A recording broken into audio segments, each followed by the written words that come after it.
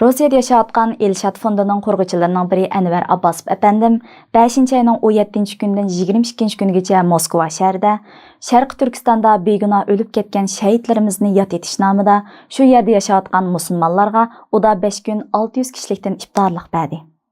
Anvar Abbosov apandim O'rta Osiyoda yashayotgan vatanso'yar saxovatchi Uyg'ur tijoratchilarimizning biri bo'lib, yillardan beri Qirg'iziston, Rossiya qatorliq joylarda izchil cho'ng tipdagi xayriy saxovat faoliyatlarini o'tkazib, Sharq Turkistondagi xalqimizning hol ahvolini shu yerdagi musulmonlar bilan o'rtoqlashib keldi. Anvar Abbosov apandim yana Qirg'izistonning Bishkek shahriga Mahmud Qashqar nomida masjid soldirgan bo'lib, uning har vaqt yetim yesir ağırıq salaq yaşanğanlarning yanında bo'lib, xayri saxovat ishlari elib berayotganligidek ish izlari shu yerdagi xalqlar orasida eg'izdan eg'izga ko'chib so'zlanmoqda.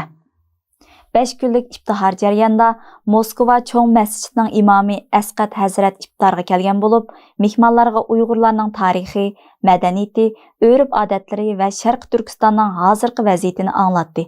Hamda iftor ishtirokchilari bilan birlikda Sharq Turkistonda yashayotgan xalqimizning tinch amonligini tilab, shahidlarimizning ro'yiga atab duolarda bo'ldi.